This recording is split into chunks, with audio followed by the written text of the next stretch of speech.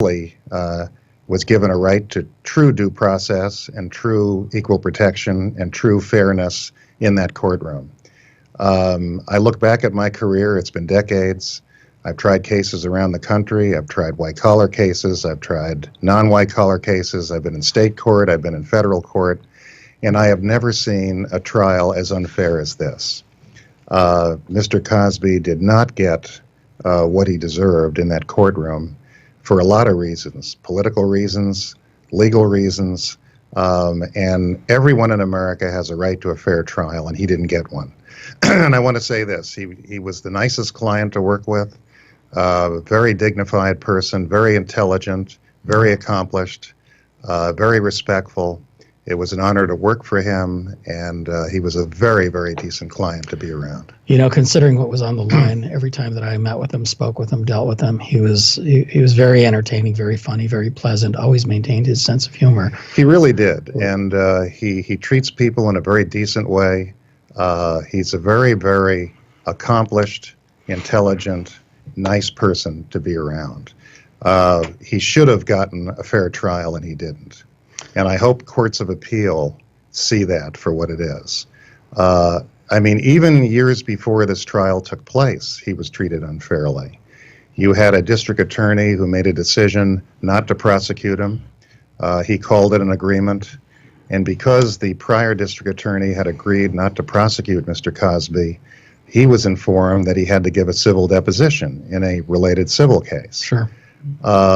That DA who agreed not to prosecute him had run against an opponent who turned out to be our trial judge. Right. And when that DA lost his next race to the current DA decided to just basically throw out the door the agreement the prior DA had made. And defense lawyers for Mr. Cosby raised this issue. And they had to have a hearing before our trial judge, who had been the opponent of the prior DA and had lost. And the trial judge, who had been his opponent, ruled that he was not, he didn't accept his testimony, that there was a binding agreement. So we start off with a very bizarre, politically driven process that I don't think was fair at all. Well, and Kevin Steele actually used part of this as his campaign, too, which is a little bizarre, that if I'm elected, I'm going to go after Mr. Cosby. Well, for people who don't know, Kevin Steele is the current district attorney who prosecuted Mr. Cosby.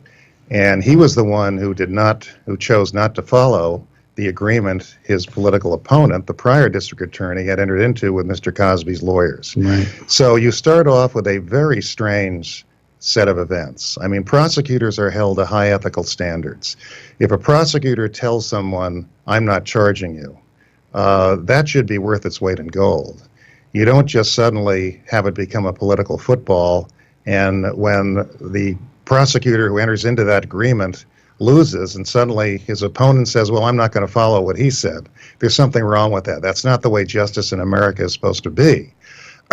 And so you have this agreement not to prosecute him. He relies on it, and turns out it's not enforceable, according to the next DA.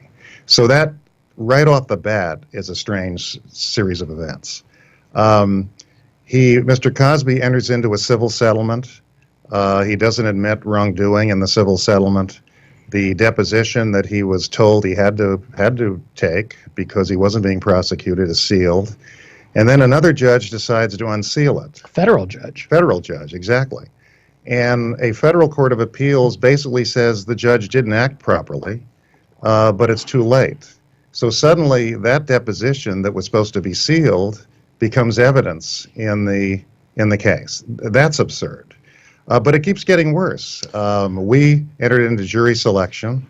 One juror potential juror that was removed, complained that another potential juror had made a comment that Mr. Cosby was guilty. Right. The other potential juror denied making that comment, by the way. But nevertheless, we did have this complaint, and the judge would not follow our request and remove that particular juror to ensure a fair jury. Right. So that happens. Then, of course, the Me Too movement, which is a very powerful social movement in America, sort of starts roaring through society. And in Mr. Cosby's first trial, the trial judge allowed one additional accuser, not the main accuser, to testify against Mr. Cosby. That ended in a hung jury. Then you have the Me Too movement roaring through society, very powerful, very emotional. And by the way, anyone who says we must do what we can to prevent sexual harassment, sexual discrimination, sexual assault, no one can argue with that. The problem is when social movements really, as powerful as this, take off, you have to be careful that our justice system is not negatively affected. So the movement takes off, and we have a retrial, and the judge decides to allow not just one other so-called accuser, but 5. He ups the number from 1 to 5. These are people that Mr. Cosby isn't even charged, and never has been charged with doing anything improper to. So the judge won't give any reasons. He just decides to up the number from 1 to 5.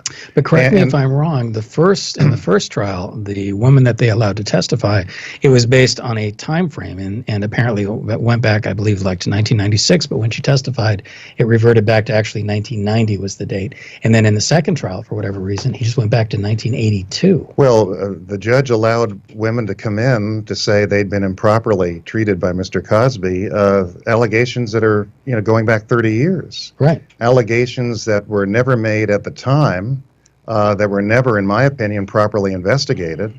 And suddenly you're cluttering the trial with these accusers.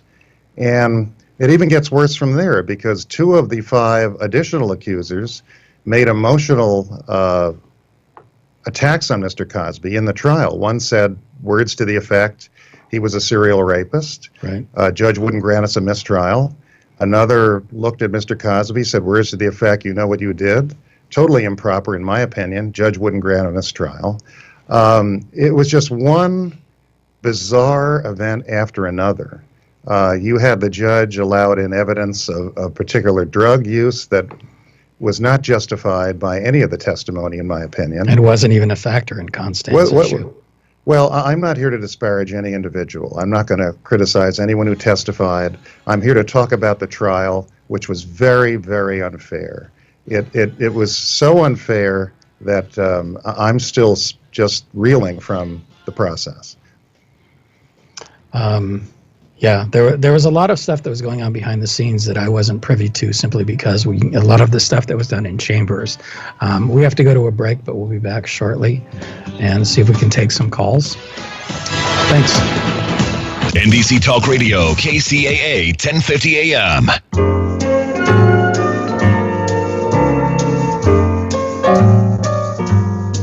Somewhere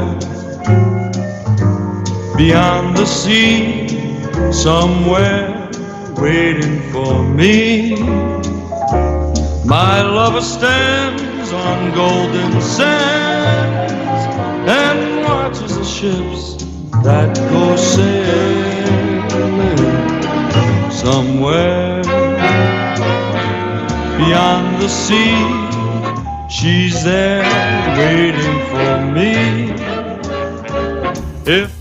This is Dick from Carpet Masters. Carpet Masters has been serving the Inland Empire for over 55 years. Carpet Masters uses extraction cleaning for your carpet because there's no better cleaning to remove the soil from your carpet. All of our furniture cleaning is done by hand in your home or in our plant. Carpet Masters also offers dry cleaning for fine furniture. Call Carpet Masters at 793-7215. That's 793-7215 for Carpet Masters. Every day is a day when only the best will do. Do matcha is pure Japanese green tea created the only way matcha should be, the traditional way.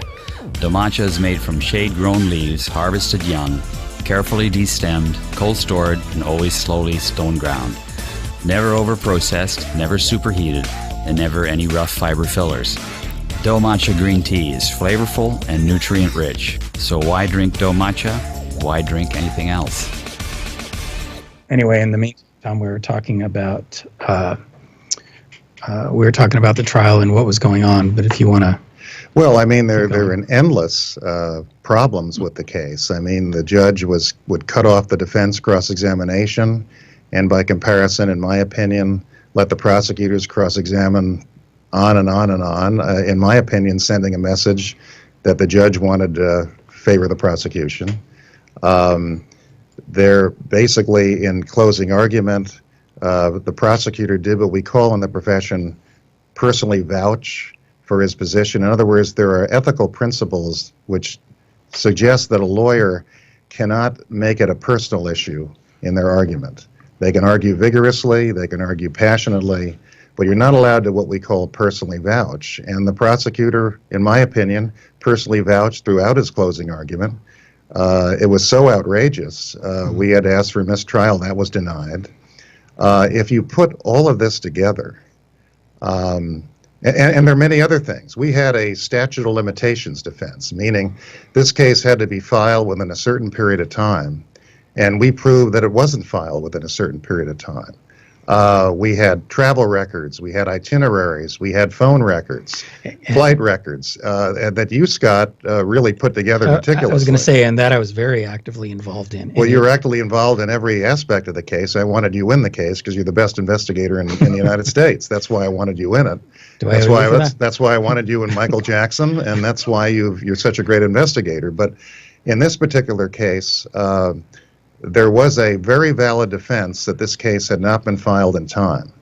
And we made a motion to that effect, requested an evidentiary hearing. Judge wouldn't grant the evidentiary hearing and wouldn't rule on the motion. He said, I'll send it to the jury. By law, he had a right to send the jury what is called a special interrogatory, where they would have to decide, did the prosecution prove beyond a reasonable doubt that this case was filed on time? Judge wouldn't do that. He read a jury instruction to the jury to the effect that they must find beyond a reasonable doubt that the prosecution timely filed the case, and never sent that instruction into the jury room. We spent a lot of time going through every single day when Mr. Cosby allegedly committed this act, and he wasn't in Pennsylvania at the time. Right. That was basically scuttled and not treated properly. I think there are going to be so many issues on appeal in this case. I can't imagine how the American legal system will allow a conviction in a trial like this to stand up. Unfortunately, in the meantime, Mr. Cosby has to go through, at the age of 81, a lot of pain, a lot of discomfort, and he knows, and we all know who defended him, that this was not a fair trial. And all we ask for at this point is let him go to trial again and make it be fair. Make him subject to all of the protections, all of the immunities, all of the benefits of the best legal system in the world, the United States legal system. He did not have that in this case, and that's what we want. It's a question I get all the time is, how do you do this? How do you defend people that you believe in? And I'm certainly not saying that you or I think that Mr. Cosby is guilty, but you get that question. If you know somebody is guilty, how do you defend them?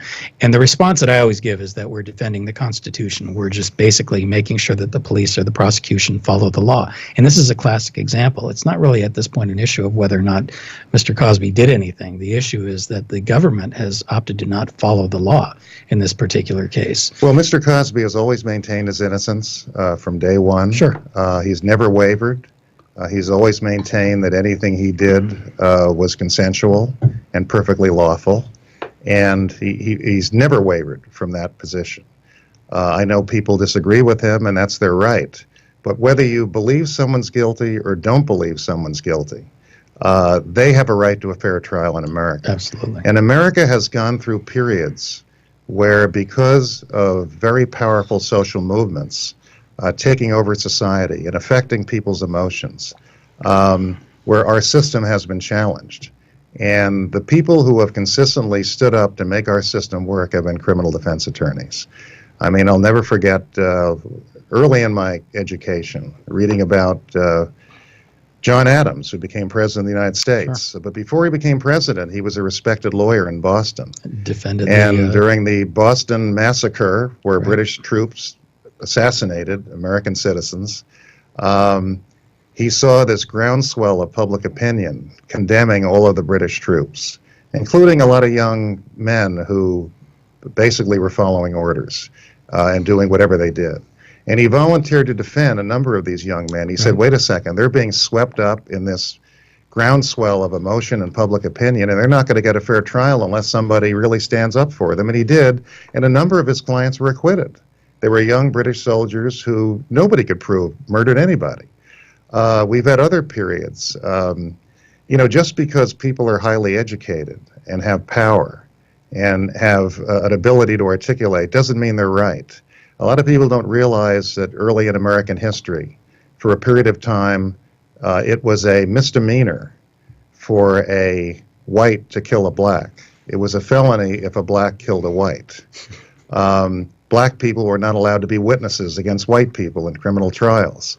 And it's not just the fact that we had laws like this that is so horrible. It's that very bright judges who were graduated from the top law schools, wrote very learned, very logical, very, very educated opinions that came to the conclusions that these were correct, that it was okay, that if a white killed a black, it was a misdemeanor. If a black killed a white, it was a felony. There were so many laws that were just the product of bigotry and prejudice and emotion that educated judges and educated people accepted and validated. We had, before World War II, you remember Japanese people were rounded up and put in internment camps. Absolutely. Their homes were foreclosed on. Their businesses failed. This was another emotional groundswell involving fear and passion and emotion. And in periods like this, where we have a powerful social movement that has drawn the emotions and passions of so many people, we have to step back and say this should not affect our justice system. Everybody is innocent till proven guilty, and everybody has a right to a fair trial. And in my opinion, because of numerous reasons, some of which I haven't even articulated yet, Bill Cosby never got a fair trial, and he deserves one. Yeah, I agree. And it kept going after the war, even McCarthyism, and it's always been going on. There's always one thing or another. Oh, there was a period of time, if you were at all associated with the Communist Party, you couldn't get employment, you couldn't get a fair trial. Sure. Jurors would walk into court prejudiced against you. This is, a human reality that we always have to guard against. And fortunately and correctly, criminal defense lawyers from the earliest days of our country have stood up and said, look, passion and emotion and groundswell of feelings, whether right or wrong, threaten what happens in our courtrooms. And we've got to be extra careful during periods like this to make sure that excessive feeling about one thing doesn't result in injustice.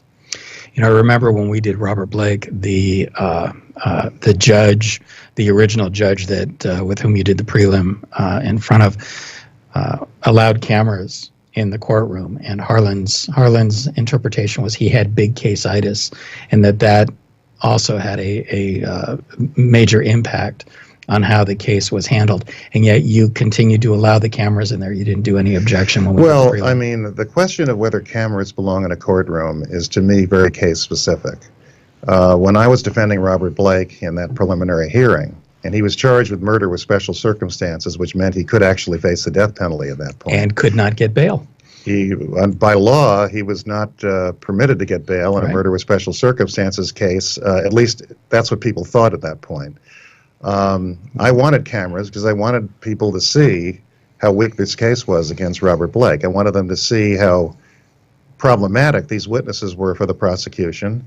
And I really felt that if we went after these people hard, good things would come to Mr. Blake. And what happened as a result of that televised preliminary hearing, he got bail.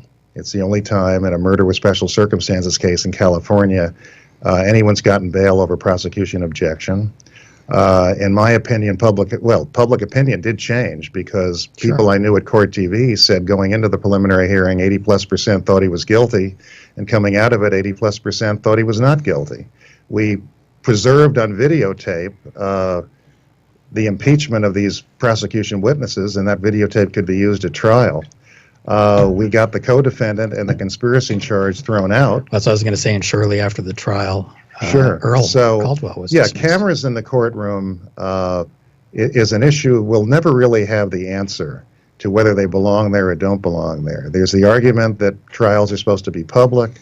There's also the argument that cameras in a courtroom can make people change on the witness stand.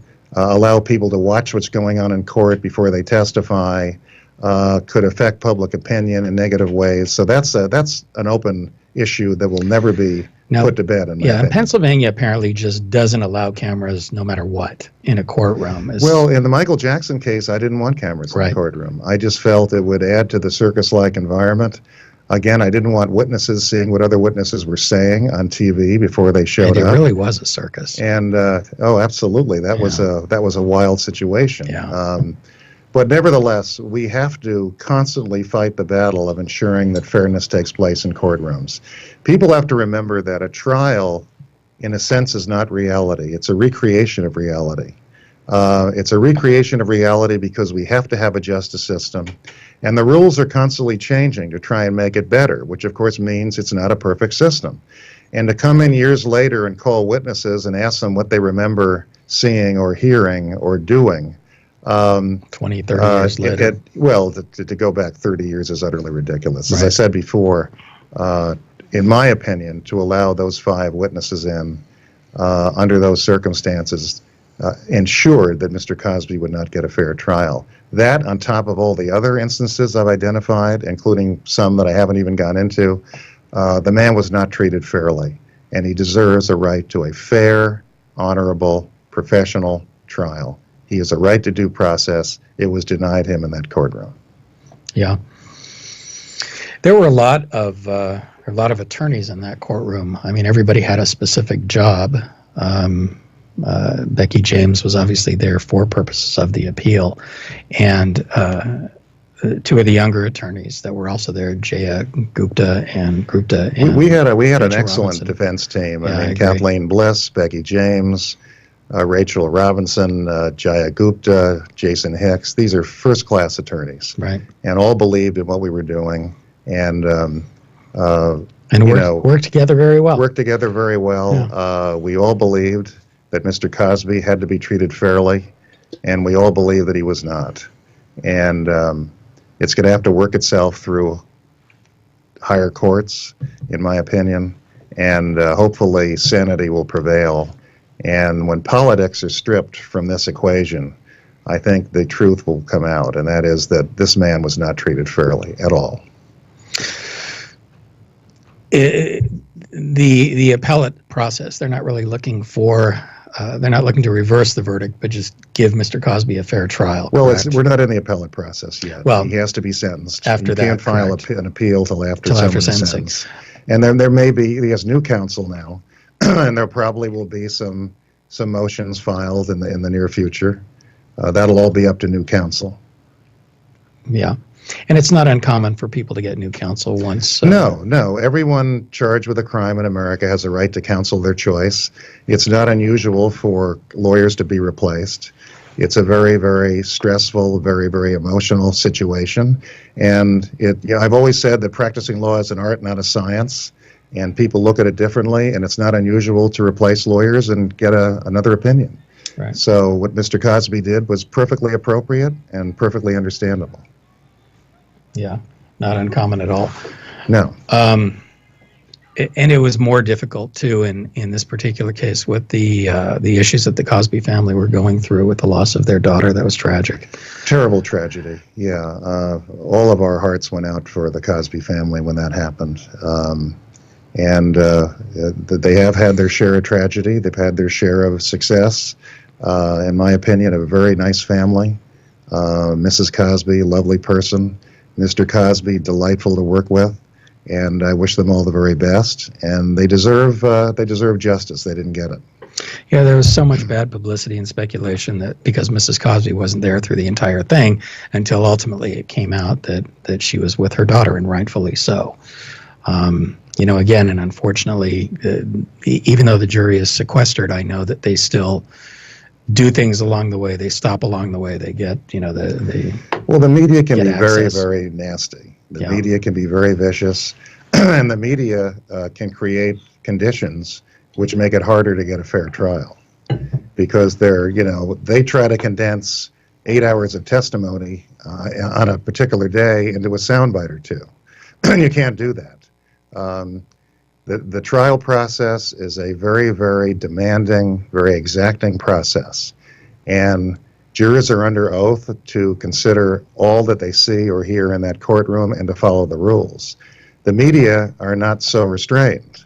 They're not under oath. Right. They can report whatever they want, and they typically try to make it sensational and exciting, and very often they distort what's really happening.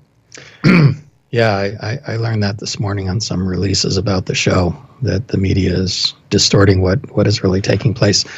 One of the other issues with the media is they have their own interpretation of what was going on, and it was as if in the courtroom they were separated, like the sort of pro prosecution was on one side, the pro defense was on the other side. I don't know if you even noticed that. Well, that's very typical, though. I mean, very often people who support the prosecution sit on their side. People who support the defense sit on the defense side. That's not unusual. Yeah, it's like being at a bad wedding. Well, I mean, I was focusing on the judge and the witnesses, Sure. and basically not looking behind me all that much. So I try to block that stuff out and focus on what I have to do.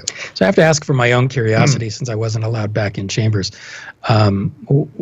What exactly? Was it getting heated back there? Was everybody being pretty Well, reasonable? it depended on the situation. There were some arguments in chambers. Chambers means you're in the judge's office, basically. Right. You're not in public view. Sometimes arguments got very heated.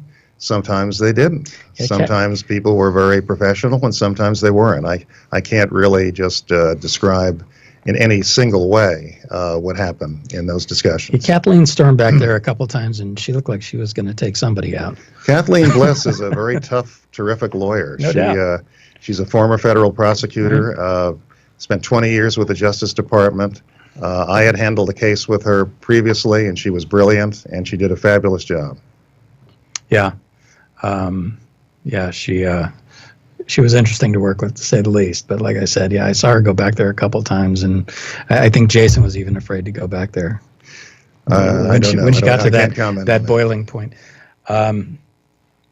So the other thing I also wanted to bring up, you do a lot of work in Alabama, or in the South. I shouldn't just limit it to Alabama, but I know that you've done a lot of death penalty cases in Alabama.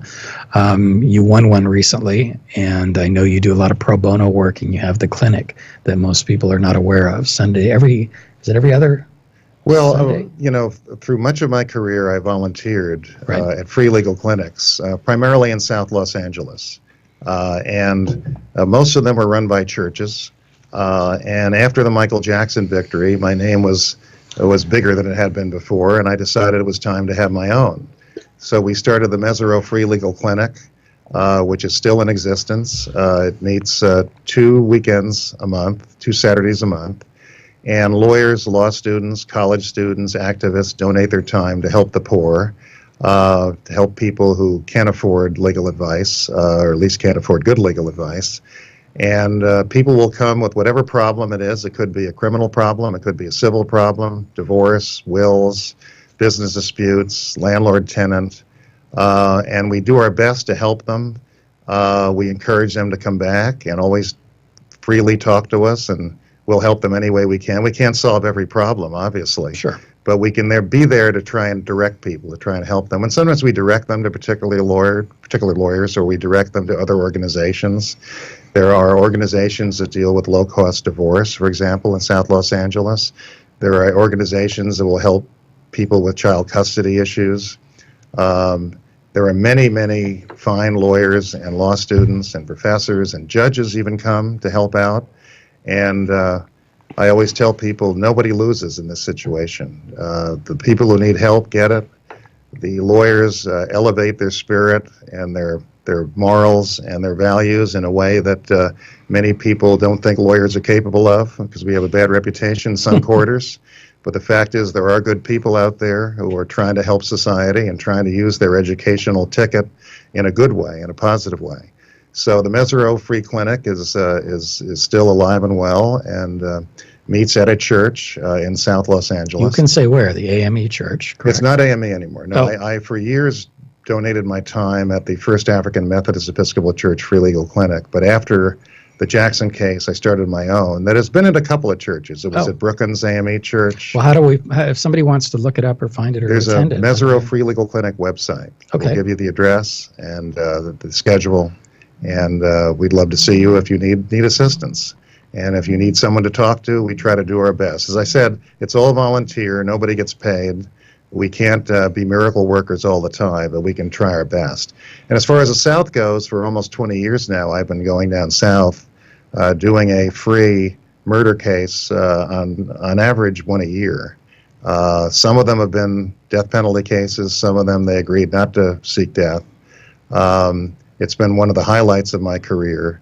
I work with Charlie Salvaggio, a brilliant lawyer in Birmingham, Alabama, one of my friends. Yeah, I was going to ask you, how do you pick and choose, or how do you decide which cases is it? Charlie and I get together periodically and talk about what case I'm going to try with him, and works out very well. We know each other very well. We've been trying cases together for 20 years. I've never taken a dime for one of them. I pay my travel and my room and board. They truly are pro bono cases. I did one in Mississippi as well, but the rest have all been in Alabama. And it's been another high point of my professional career. We lawyers have to understand that we're very educated and we're very blessed with opportunities. We have to give back when we can. Sure. But when you get a call for a case, I mean, is there I guess, what are the factors that you use to determine whether or not it's something that you'll We'll take? talk about what the charges are and what kind of evidence there is. Because I know you, and you're not going to just take a case that you think, oh, I can win this, so I'll take it. No, Yeah, that's not you. That's not a criteria. Exactly. That's what I'm saying. So how do you make that I don't decision? cherry pick my cases. Exactly. I know lawyers who do, and I'm not one of them. And that's my point, that it's not you to say, oh, that's a loser, I'm not getting involved. That's not you. So I'm saying, what would be the criteria? Is it just a matter of scheduling? It depends on what we think. No, not scheduling. What we think the evidence is. Mm-hmm. Do we think there's injustice in the case? Do we think this case was properly vetted by the prosecution before they decided to bring it? And obviously my schedule factors in too. Sure. But we try to continue cases so that I can get down there and do the trial that I want to do. Yeah, I would actually think the more difficult the case appears to be, the more inclined you would be to take it. Some people think I'm a little crazy in that regard, but I'm very proud to make this system work. I'm very proud to be a criminal defense lawyer. I'm very proud that when most of society is clamoring for one direction, that we stand up and say, be careful. Don't whittle away civil liberties. Don't whittle away due process. Don't whittle away people's freedoms. Don't treat them with bias and prejudice.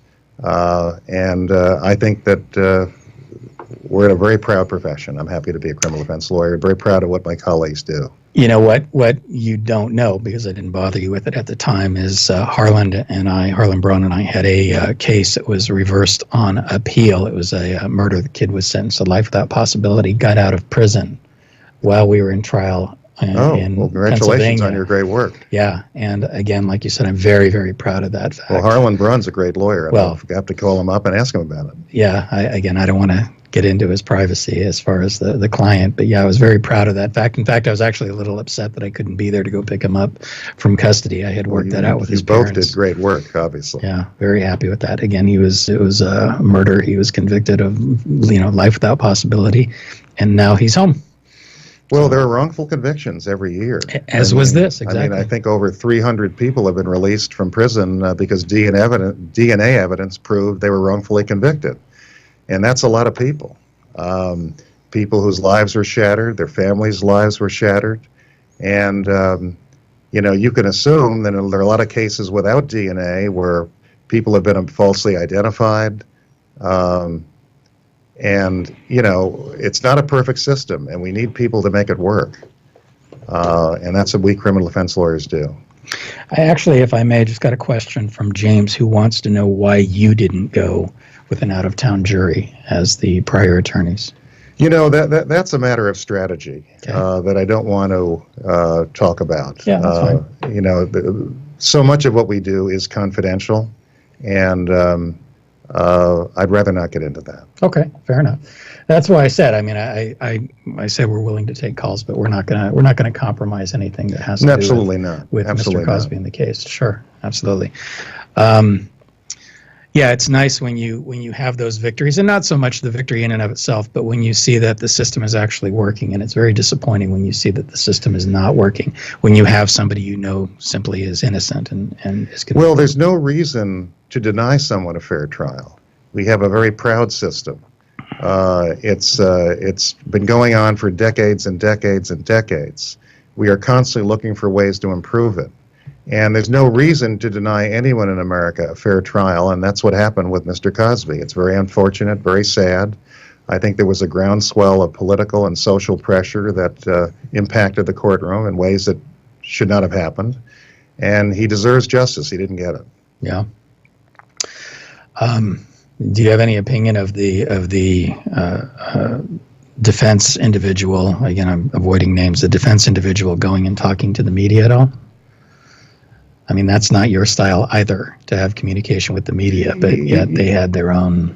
I don't know what you're referring to be honest with you. Well, Andrew Wyatt was out there holding these. Oh, Andrew is a friend of mine and Sure. a brilliant publicist and a very loyal, dedicated man, dedicated to Mr. Cosby, dedicated to other clients. He represents Miles University in Alabama, one of the historic black colleges, does a fabulous job for them. I have no criticism of anything he did. Okay. I thought he was a great publicist and a great spokesperson for the Cosbys. I really do. Yeah, it seemed to, the battles that were going on outside the courtroom. I was concerned that would sort of. I wasn't filter part of its any way. of that. No, I understand we that. showed up for trial. We didn't comment. We went into the courtroom. We did our work. We went back and prepared for the next day. And even, again, I know personally, because I knew a lot of the reporters as well, but like with Michael Jackson, I appreciated the gag order because then you didn't have to be rude. You could just not speak to somebody. We had a gag order. We didn't have that in Cosby. And I know it's not your style to go and stand in front of a camera and talk to the media. No, I mean, there have been times when I've done it.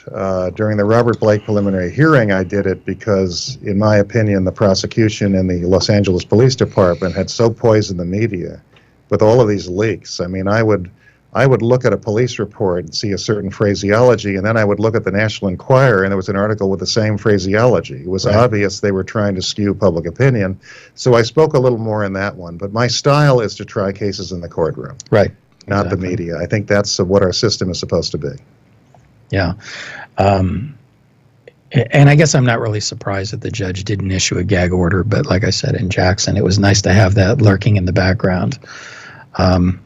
When the verdict came in, I don't know if you remember, when we were in trial in Jackson, the verdict came in on Blake, and AP reporter Linda Deutsch had to pull me aside and get special permission from a police officer to tell me the verdict. That was while the trial was going on. Anyway, so we'll be back in a few minutes with Tom. Again, we're welcome to take your calls, area 818-850-7784. Thanks for listening. NBC Talk Radio, KCAA. KCAA Loma Linda, 1050 AM, K292 FQ Riverside, and K293 CF Moreno Valley. NBC News Radio, I'm Tom Roberts. Get ready to start paying more when you shop online. The Supreme Court has said that now states can require internet retailers to collect sales taxes. NBC legal correspondent Pete Williams, today's ruling covers retailers who don't currently charge sales taxes to consumers. The House is expected to take 2 votes today on Republican-led immigration bills. The first is a compromise bill between House conservatives and moderate Republicans. The second, a conservative bill introduced by Virginia Republican Bob Goodlatte. The Defense Department is sending nearly 24 attorneys to the southern border to help prosecute illegal immigration cases. Pentagon officials told MSNBC last night that 21 military lawyers will be appointed special assistant U.S. attorneys for up to 6 months. NASA is unveiling a new plan to protect Earth from asteroids, just released the National Near-Earth Object Preparedness Strategy and Action Plan. Tom Roberts, NBC News Radio. From the KCAA Weather Center for tonight, I'm Rod Williams. Mostly clear, an overnight low of 61. Thursday, sunny with a high of 93. Thursday night, clear and 61 degrees overnight. I'm Rod Williams, broadcasting live from the Tri-City Center at the 10 and 210 freeways. We are the trifecta of talk in Southern California. KCAA 102.3 FM Riverside, 106.5 FM Redlands, and The Legacy, 1050 AM Loma Linda and San Bernardino. Hello? Go ahead, caller. Okay. Hello? Hello? Go ahead, Hello? caller. Go ahead, caller. You're on. Well, I have a question, Mr. Manuel. Sure. Okay. Well, I want to find out, does he think that Mr. Cosby is going to be able to survive any sort of prison sentence in light of his age and his medical condition? And also, he mentioned something about pain and discomfort after the verdict. Could he give a little bit more of a description on, how Cosby and his family reacted to the verdict? Well, there was great disappointment. The entire defense team, as well as the Cosby family, was extremely disappointed. We don't think he's guilty of anything. We don't think he broke any law. He's always maintained his innocence, and he was a delightful person to work with. I hope he doesn't go to prison, and there's a chance he won't. I think there are so many issues to be resolved. The trial was not fair from A to Z, and hopefully he never sets foot in a prison, and hopefully he gets a fair trial, which he never had. Does that answer your question? I guess so. Okay, we lost him. Let me ask you, and I don't want to say in contrast, but did you feel that Michael had a fair trial? The environment was terribly against Michael, but I did feel the judge made a lot of very fair rulings, and I felt he did get a fair trial. Yes. A lot of people thought he couldn't, and in the end, I think he did. I think the trial judge, who in my opinion was pro-prosecution, but also seemed very, very eager to give Michael a fair shake. And, take that trial, for instance. The judge allowed in testimony that Michael had allegedly mistreated other young men. And it went back as much as 10 years. Nobody even imagined other accusers coming in beyond, roughly 10 years. Yeah. The Cosby case, you let in witnesses saying approximately 30 years ago I was mistreated. These cases were never investigated, never prosecuted. It's almost impossible now to find witnesses who remember the details of what was being alleged. It was insane, in my opinion. I couldn't believe we were sitting there being subjected to this, and it was such a distraction from the underlying allegations. The judge should have insisted that the focus be on the primary allegations against him and not bring in all of this extraneous emotional information that, in my opinion, was just there to distract. One of the things personally that I was disturbed about with the, quote, prior bad act witnesses was the use of the term mentor. Everybody kept saying that Mr. Cosby was their mentor. And Mr. Cosby never said that to anybody. So, again, this was their own perception, and they felt violated by their, quote, mentor, which was absurd. People, in fact, one of the witnesses said she had no idea nothing happened. Well, again, you're talking about events going back as much as 30 years ago. And what were people like then as opposed to what are they like now? What was society like then as opposed to what it's like now? And how did people behave in Hollywood and at parties and things, of that sort then as opposed to now? It was, in my opinion, just designed to distract. We had tried to remove the judge because his wife counsels victims of sexual assault, and apparently is a very, very dedicated, very intelligent advocate for victims of sexual assault. We tried to get the judge to step down because we thought that alone might result in some prejudice, and that will be an issue on appeal as well. And there are going to be a lot of other issues coming up that I haven't had time to even talk about. So my point is this: whether you like the prosecution or not, whether you like the defense or not, he had a right to a fair trial, and he never received one. And that's very unfortunate for all of us, because we're all better off when due process is accorded to everyone, no matter who they are, where they're from, what wealth they have, how famous they may be. It doesn't matter. Everyone's supposed to be equal in a courtroom. We're not supposed to treat anyone differently because of who they are. And unfortunately, I think that's what happened in this case. It's got to be changed. These convictions have to be set aside, and he needs to get a fair trial. Yeah, it happens, unfortunately, in all of the high-profile cases, and everybody thinks they're trying to buy their way out when they go out and hire big attorneys like yourself. And well, but that's just a misnomer, because if you really look statistically at celebrities who are charged with crimes, the vast majority are convicted. They're not buying their way out of anything. I had a reporter. If anything, I've always said that the prosecution will throw resources at a defendant who is perceived as a celebrity more than they will at anyone else. I call it celebrity injustice. Celebrities are treated much more harshly, and much more resources are thrown at them than the average person. That also is wrong, because the decision to allocate more resources to try and convict someone becomes a political decision. It becomes wrapped up in races for judgeships, races for district attorney. To mix politics with the law the way it was in this case is very, very disconcerting, very, very disappointing. And it was actually very prominent in this case. Very prominent. In my opinion, this case was politically inspired and politically driven, and continues to be. Right. I did an interview shortly after Michael's acquittal, and was told by a reporter that celebrities don't get convicted. And at that point, it was very timely. I said, Martha Stewart, what do you mean celebrities don't get convicted? Martha Stewart was sitting in a federal prison.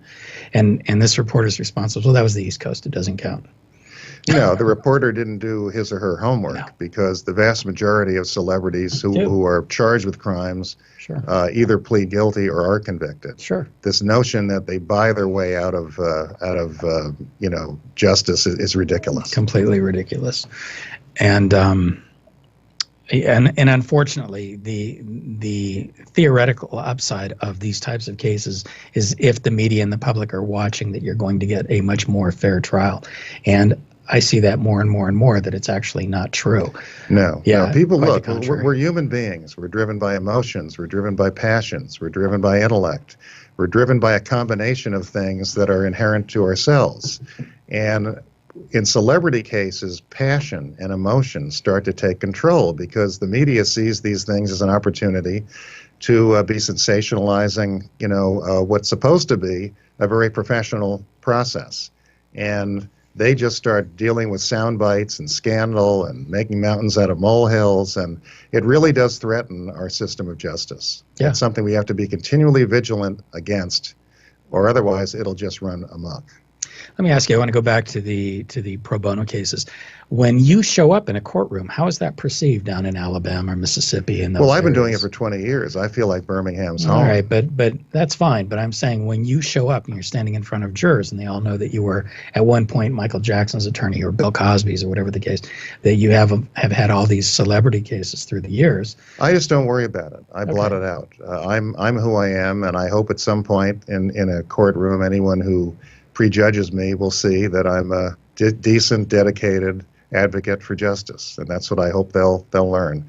And I'll tell you this about courtrooms: I think jurors are under oath, and within a few days, maximum, they know who the lawyer is. If the lawyer's a fake or a phony, they'll know it. If the lawyer is sincere, has humility and dedication, they'll know it as well. Right.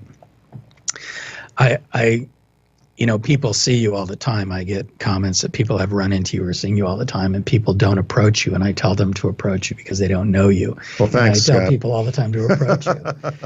I'm not going to waste our time, but my favorite story was when you and I were up in San Francisco. The guy that saw you standing there asked me, isn't that Michael Jackson's lawyer? And I said, yeah, I think so. Let's go talk to him. When we were at the airport, remember? That's right. I dragged this poor guy over, and I said, yeah, let's go talk to him. What do we care? What do we care? And then when I handed Tom his sandwich, the guy freaked out. But you visited with him. He had a really nice time, a nice chat. And, I don't know why people think you're not approachable. And I live my life my way. You do. I am who I am. What can I say? You're one of my favorite people. So how much longer do you plan on doing this? You got a trial coming up in Texas. Trial coming up in Texas in the fall, and I'm going to be practicing till I drop. Really? I like what I do. Yeah, I think Harlan's going to die in his office, too. I keep having that conversation with him.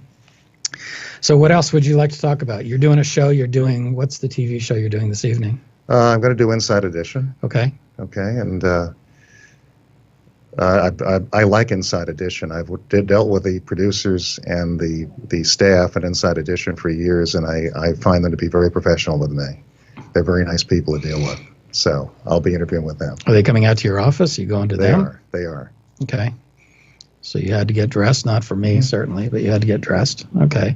Do you know when it's airing, the show? I don't know. Don't know. They didn't tell you that? Okay. Didn't ask them, didn't tell me. I just know they're interviewing me this afternoon. All right. Well, like I said, you're listening to All Things P.I. Anybody has any more questions for Tom? Anybody wants to call in? You're welcome to. We'll be here next week with Harlan Braun. Harlan's going to be talking about his client, Roman Polanski. Again, same thing. We'll be able to take calls for Harlan if you want. And he'll be talking about Roman's, Mr. Polanski's conviction, his leaving, and now getting, same with Mr. Cosby, I guess, got tossed out of the academy without any kind of a proper hearing. That's my understanding. Was invited to leave, yeah. These things are happening left and right, and they're so wrong. Yeah. They represent a groundswell of passion and public opinion. And the first thing to disappear in a situation like this are civil liberties. We have to fight to keep civil liberties where they belong. Yeah, I agree. That's it. Okay, well, again, thank you again for joining us this morning, and we'll catch up with you all next week. Thanks.